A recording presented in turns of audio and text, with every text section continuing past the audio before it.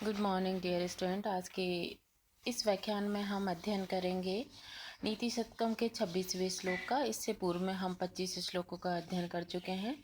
तो देखिए 25वें श्लोक में हमने पढ़ा था कि संसार के कष्टों के निवारक भगवान विष्णु जब किसी व्यक्ति पर कृपा करते हैं तो उस व्यक्ति को सदाचारी पुत्र, पतिव्रता पत्नी, प्रसन्नचित स्वामी, विश्वस्त सेवक, स्नेही मित्र, निकलेश मन तथा चिरस्थायी संपत्ति के साथ विद्या की स्वेच्छा से प्राप्ति हो जाती है।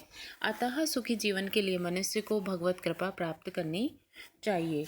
इसके पश्चात देखिए अब हम 26वें श्लोक का अध्ययन करना प्रारंभ करते हैं। प्राणाघात निवृत्ति धन परणे संयम सत्यवाक्यम काले शक्त्या प्रदानम युवती जन कथा मुख भाव परिश्याम तृष्णः स्त्रोतो विभंगो गुरुषु च विनयः सर्वभूता अनुकंपा सामान्यम सर्वशास्त्रोस्व अनुपहत विधि श्रेयसाम एषः पंथा। तो यहाँ पर श्रेयसाम पंथा यानी जो कल्याण का मार्ग है तो वो कैसा होता है उसके ऊपर यहाँ पर चर्चा करी गई है। इसका हम अन्वय देखते हैं। प्राणघातात निवृत्ति पर धन हरणे संयम सत्यवाक्यम काले शक्तया प्रदानम परेशान युवतीजन कथा मूक भावः तृष्ण स्त्रतो विभंगः गुरुसु विनय सर्वभूत अनुकंपा च एष सर्वशास्त्रेषु सामान्य अनुपहित विधि श्रेयसाम पंथा अस्ति।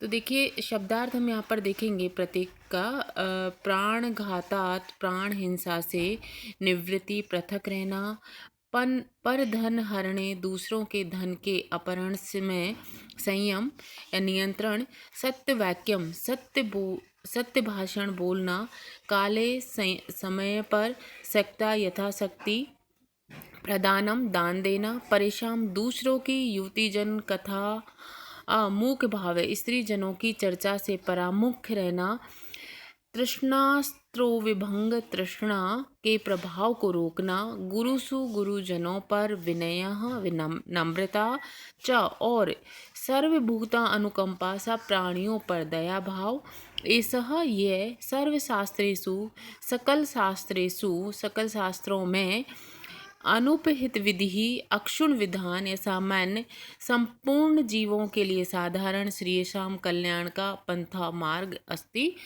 बतलाया गया है। तो देखिए इसका हिंदी अनुवाद देखते हैं कि प्राण हिंसा में पृथक भाव यानी व्यक्ति को प्राण हिंसा से बचना चाहिए। पर धन हरण में मन को नियंत्रण करना, दूसरे के धन के ऊपर नज़र नहीं डालना, सत्य भाषण करना, समय पर यथाशक्ति दान देना, दूसरों की स्त्रियों के विषय की चर्चा में मौन रहना, तृष्णा के प्रभाव को अवरुद्ध करना, गुरुजनों के प्रति नम्रता का व्यवहार करना और समस्त प्राणियों के प्रति दया, ये संपूर्ण शास्त्रों में अक्षुण विधान सकल जन साधारण के लिए समस्त कल्याण का मार्ग बतलाया गया है। इसकी व्याख्या थोड़ी सी करेंगे कि अहिंसा परधन से निर्लोभ, व्यक्ति को अहिंसक होना चाहिए, परधन से उसको निर्लोभ होना चाहिए, सत्य भाषण करना चाहिए, यथाशक्ति दानशीलता होनी चाहिए, दूसरों की स्त्री के बारे में चर्चा नहीं करनी चाहिए, धन की लालच नहीं होना चाहिए, धन लिप्सा का अभाव होना चाहिए, विनयशीलता होनी चाहिए, दयाशीलता आदि श्रेष्ठ गुणों को अपनाने वाला व्यक्ति अपने कल्याण के मार्ग का निर्माण करता है और उसका जीवन ऐश्वर्य से पूर्ण हो जाता है। इस छंद में श्रृंगधरा छंद है और अलंकार समुच्चय है। इसके पश्चात देखिए हम 27वां श्लोक पढ़ना प्रारंभ करते हैं। तो प्रारंभयते न खलु विघ्न भयेन नित्यैः प्रारभ्य विघ्न विहिता विरमन्ति मध्या विघ्न ही पुनः पुनरपि प्रतिहन्यमानाः प्रारब्धम उत्तम जनाः न परित्यजन्ति। तो इस श्लोक में बताया है कि जो कार्यशैली है 3 प्रकार के लोग होते हैं और उनकी कार्यशैली का वर्णन इसमें करा गया है कि 3 प्रकार के लोग किस किस तरह से अपने कार्य करते हैं और वो 3 प्रकार के लोग कौन कौन से हैं उनके बारे में हम यहाँ पर जिक्र करेंगे और इसका अन्वय देखते हैं। निश्चय विघ्न भयेन न प्रारभ्यते खलु मध्या प्रारंभे विघ्न विहिता सन्तः विरमन्ति उत्तम जनाः विघ्नैः पुनः पुनः प्रतिहन्यमाना अपि प्रारंभम न परित्यजन्ति। तो इसमें 3 प्रकार के लोगों की प्रवृत्ति का वर्णन करा है, उसको मैं आपको बताना चाहूंगी। शब्दार्थ इसका देखेंगे। निश्चय ही यानी अधम पुरुष विघ्न भयन विघ्नों के डर से नहीं प्रारंभ करते हैं, यानी अधम पुरुष विघ्न के भय से कार्य को प्रारंभ ही नहीं करते हैं। खलु यानी निश्चित ही मध्यम श्रेणी के पुरुष प्रारंभ करके विघ्न विहिता विघ्नों से पीड़ित होने पर विरमंती रुक जाते हैं। उत्तम जनाः उत्तम श्रेणी के मनुष्य विघ्न ही विघ्नों के द्वारा पुनः पुनः बारंबार प्रतिहन्यमाना प्रहार किए जाने पर अपि यानी भी प्रारंभ किए कार्य को न परित्यजन्ति नहीं छोड़ते हैं।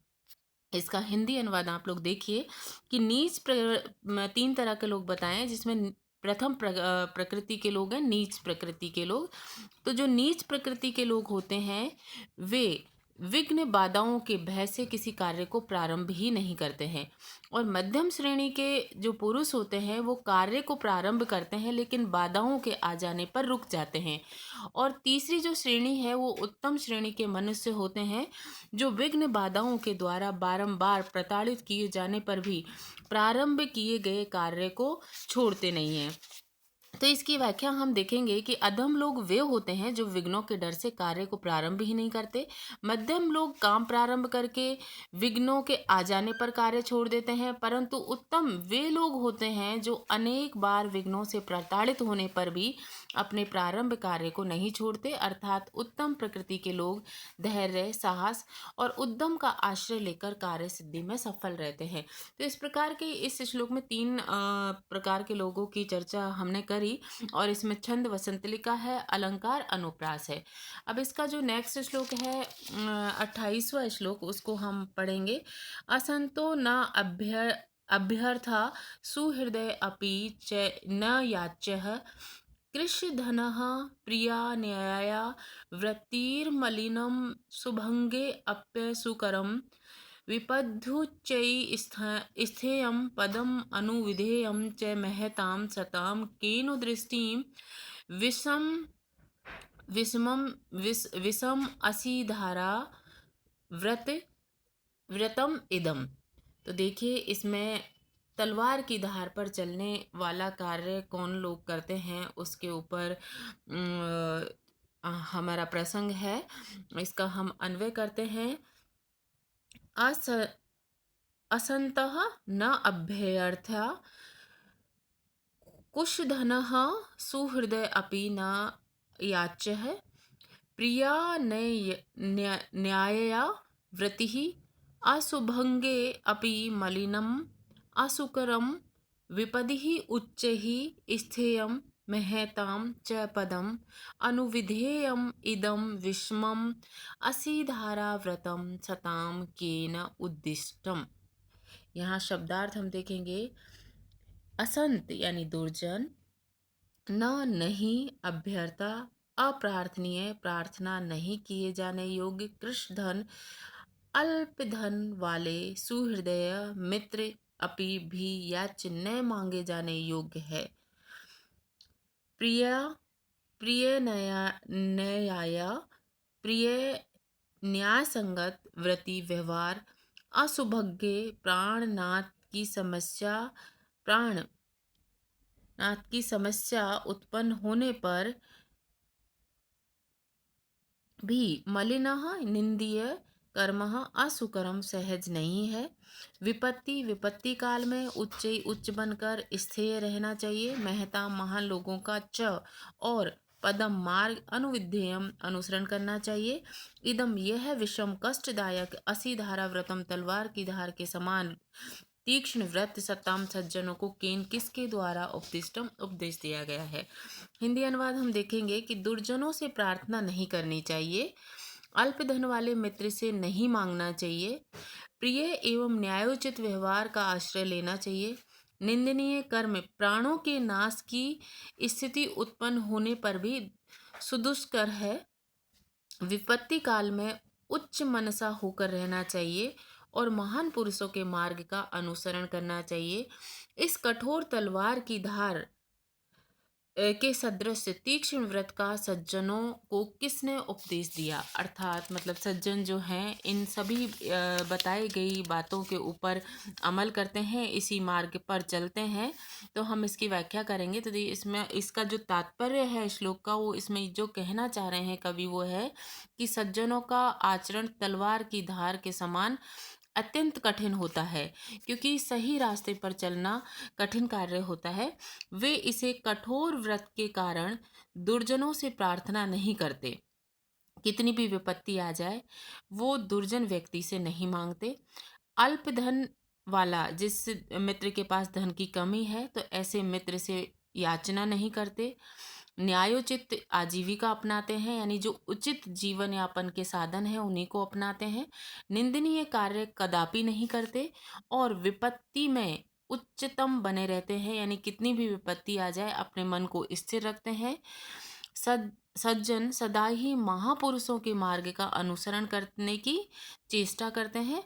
तो कवि के द्वारा यहाँ पर बताया गया है कि किसी भी परिस्थिति में हमें निंदनीय मार्ग पर नहीं चलना चाहिए। सज्जनों द्वारा या महापुरुषों द्वारा बताए गए रास्ते का ही अनुपालन करना चाहिए। इस छंद में शिकरणी चंद्र है और अलंकार रूपोक्मा है। तो आज के इस व्याख्यान में हम इतना ही अध्ययन करेंगे। अगले व्याख्यान में हम 29वें श्लोक से पढ़ेंगे। इसमें 29वां श्लोक मैंने लिखा है, लेकिन उसको नेक्स्ट में हम कवर करेंगे। आज के लिए इतना ही। धन्यवाद।